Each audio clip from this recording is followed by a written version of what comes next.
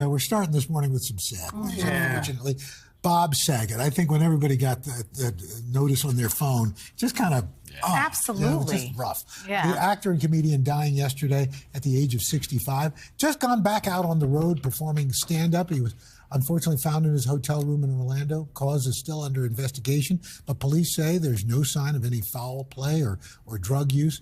Just hours before, Bob had actually posted about feeling great on Instagram, writing, quote, "I'm back in comedy like I was when I was 26. I guess I'm finding my new voice and loving every minute of it." Of course, we all remember him as Danny Tanner on Full House. He also hosted America's Funniest Home Videos.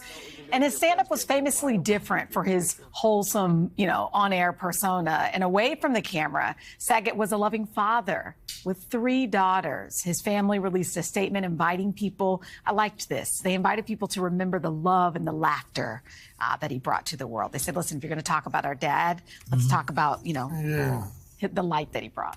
Some of his Full House co-stars, they shared their thoughts and memories online as well. John Stamos writing, "I am broken, I am gutted, I am in complete and utter shock. I will never, ever have another friend like him. I love you so much, buddy."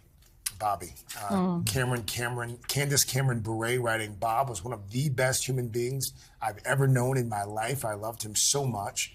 And Mary-Kate and Ashley Olsen, they released a statement as well saying, in part, quote, "We are deeply saddened that he is no longer with us, but know that he will continue to be by our side to guide us as gracefully as he always has." He touched so many lives. When he was on this show, he was this open guy. He talked about his foibles and his weaknesses, but also his strength. He was terrific. I got to talk to him about his career and legacy a couple of years ago. He joined me for my digital show, Cold Cuts. Why do you think you've had such longevity in this business? I have been a workaholic since I was a little kid. I was not good in school. I played around too much. I wanted to make people laugh. But I have always constantly worked, no matter what. While I'm working in a deli, I'm doing improv at University of Pennsylvania. I'm making films at Temple University. And then when I went to LA, I wanted to learn acting. So I went to acting school for 5 years while I would be doing stand-up. And then constantly trying to make movies, always trying to do that. And so I think that's my secret is I just work really hard. I work as hard as I can. And I'm not that smart. I don't retain that much stuff, but I know I have a good people sense, I think. What do you tell young kids who come up to you and say, "Hey, Mr. Saget, what's $5. What's the secret sauce?" Yeah, what do you? Don't bother me, kid. I tell them to, if they really love something, to do it. Don't do it to be famous, and find something that you really love, like everybody does. And don't think you can't make it. I just ran into Tiffany Haddish at a party at my friend Jeff Ross's house, and I met her when she was 15. And there was something at the comedy club called the Laugh Factory in Los Angeles called Comedy Camp, and we would they'd have comedians come in, and I would come in like once a month on Saturdays and teach kids that came from nothing, she lived in her car. I met her when she was 15 years old. So I knew her for about 3 years, and she was like, "Bob, I want to make it like Richard Pryor." I said, "Just do it." And I hadn't seen her for a couple of years, and I saw her last weekend, and I just hugged her and I started crying. And she did too. You're going to start me crying, but I was so happy for her. And because that is the old saying, when you see people get up at the Oscars and go, "You can make it, you can come from nothing, you can do this." It sounds so cliche because we hear it all the time. Yeah. It's not cliche. It's not to be taken lightly. People come from nothing.